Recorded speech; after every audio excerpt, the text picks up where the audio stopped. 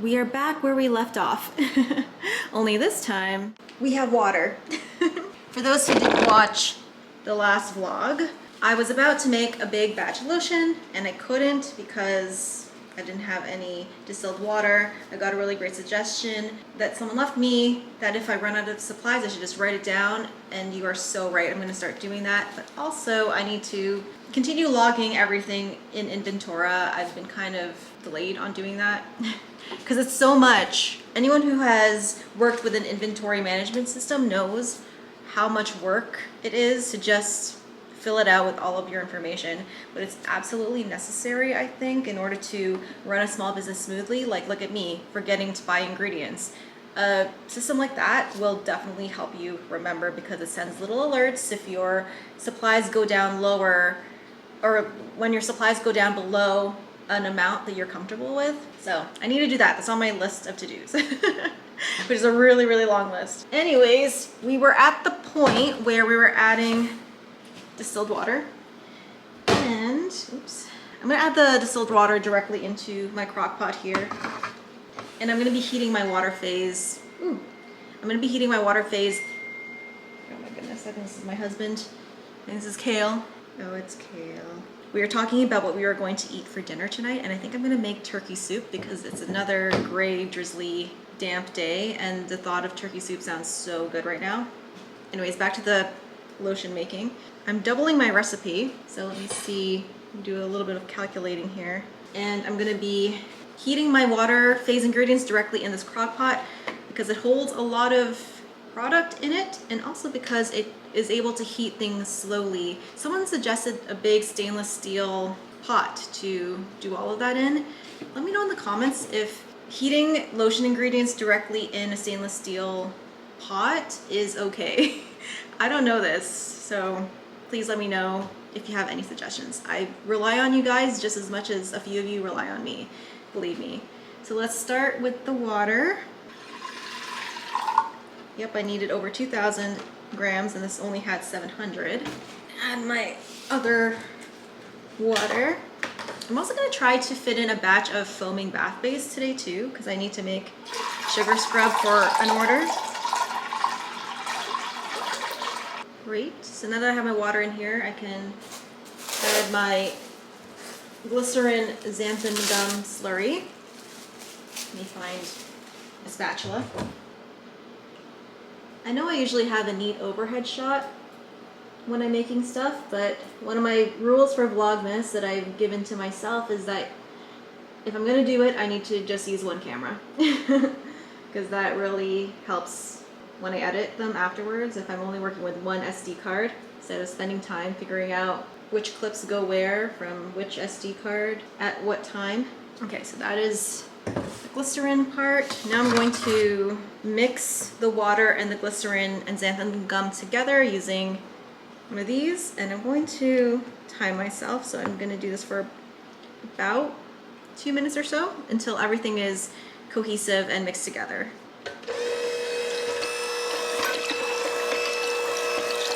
All mixed. So now that that is all mixed, I'm gonna add my other water phase ingredients directly into the crock pot. And if you're doing it this way, be very careful. Do it very slowly. I've had a lot of practice.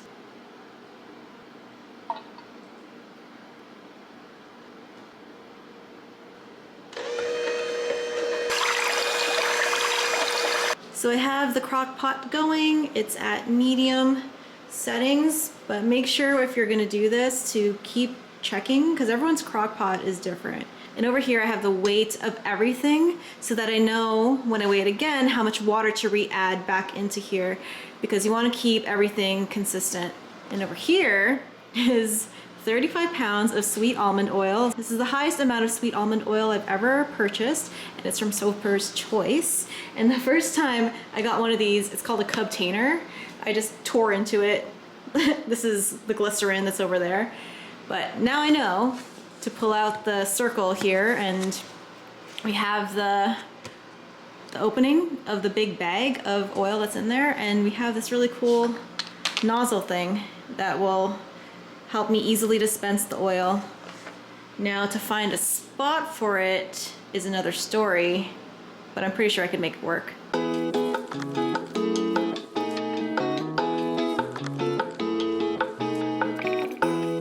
We have a few more things actually from Soaper's Choice that we need in our lotion, so let's unbox it.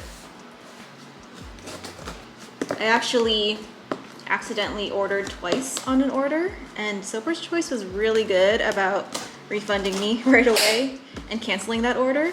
So if you're curious about Soaper's Choice as a supplier, my experience with them so far has been excellent. I recommend these two. I'm not sure what they are. I think it's an oil of some type. What? What's going on here? Is this even... What am I not understanding here? Okay, okay. It's a propyl myristate. I need a lot of this stuff. Perfect. Wait, and what's in here? We'll find out. I spent the morning watching a lot of the Soap Gal's YouTube, and she is amazing. She's like a rock star when it comes to the soaping world, because she's taken this thing and really shown how to turn this into a huge scale business. And she's so inspiring, and man, I just really look up to this lady. But I don't know if I'll ever be at that point where I want to do something like that, but who knows. Oh, awesome. Here's some cocamidal propylbutane, another ingredient that I go through a lot of. That is awesome. Yay. And all this came in a very timely fashion. All right, let's continue with our lotion.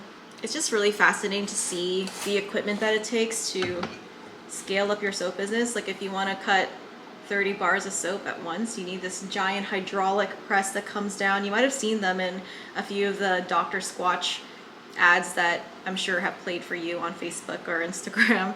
Just some really heavy duty stuff. And to use that, you have to make a big, like 120-pound block of soap. That is a lot of soap, guys. Whoa. But it's interesting to see the behind the scenes of what it takes and the equipment you need to scale up your business like that. I think her name's Joanna. Joanne. I'll quickly check. I don't want to say her name wrong. She is incredible. Her YouTube is called The Soap Gal. The Soap Gal? Joanna. Yes, Joanna. Her personality is also incredible and infectious. She's just a light in this community. That I need subtle alcohol.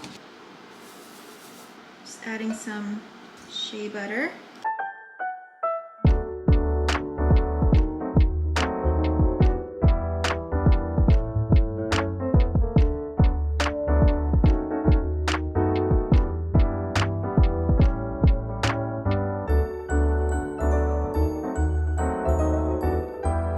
So my oils have melted and they have stayed at around this temperature for about an extra 20 minutes or so.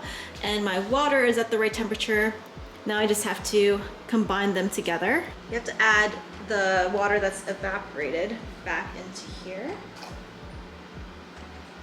Now we're going to pour our oils into our water here.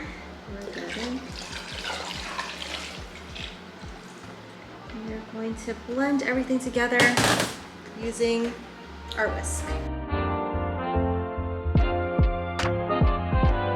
So here's a mixed up lotion. I'm going to let this cool down and check on it in an hour, and we need it to cool down to a specific temperature before I can add the preservative and other heat sensitive ingredients. So I am back, and it's been about an hour and a half, and the lotion is the perfect temp to add my cool down ingredients. And this isn't including the fragrance oil. We're gonna add that later after we section the lotion out.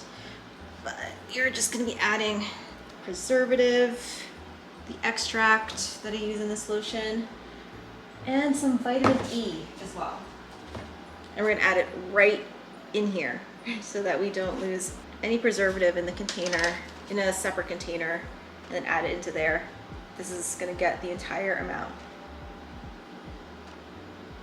Might be running low on this. I should get more. A reminder for me that I need to do that.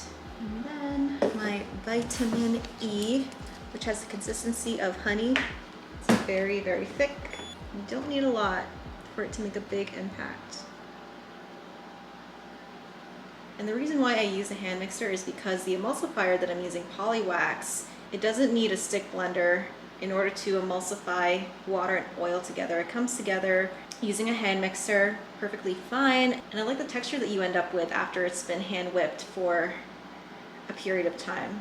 It's like a mousse-like texture.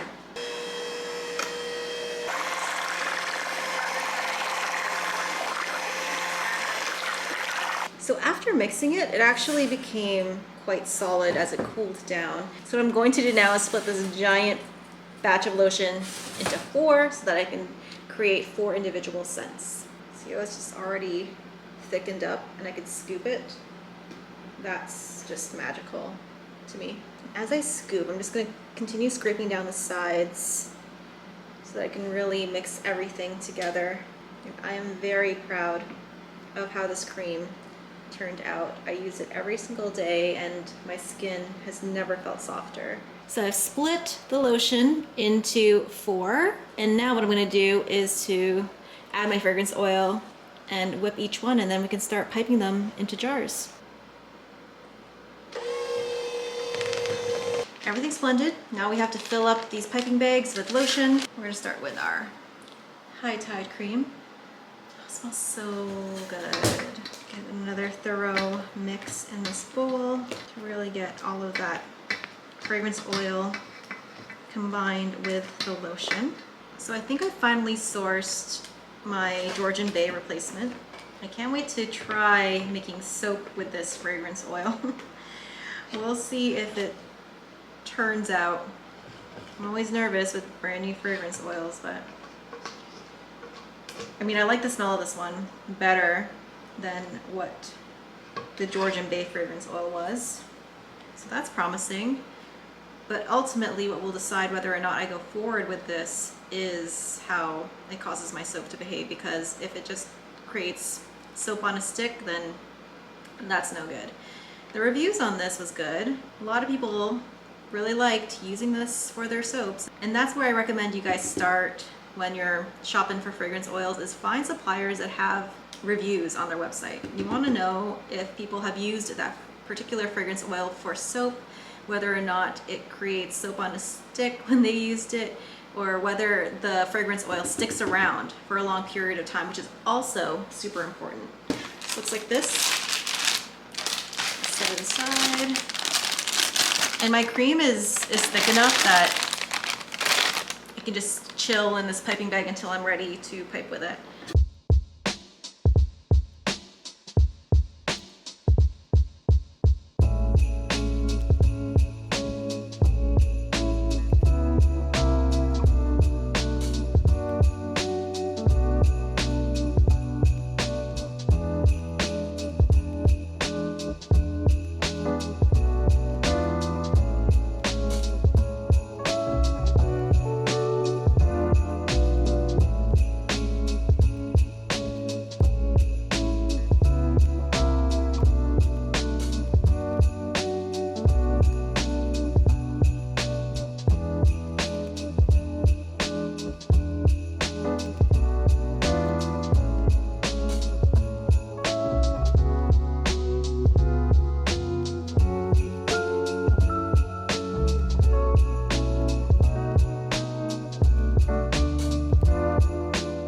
So here are all of my lotions jarred, ready to go. I just have to label them and then I can get those orders that I haven't shipped yet out the door.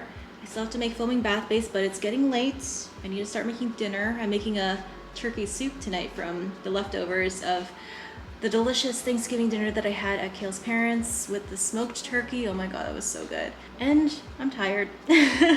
So I'm gonna end the vlog here.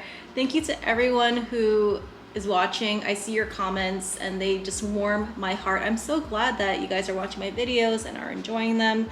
Just keep commenting because it does make me feel so relieved that I decided to do this. The bath bombs have sold out. I think there's one more, a single bath bomb left on the website, which by the time I post this, it might be gone or it might still be there.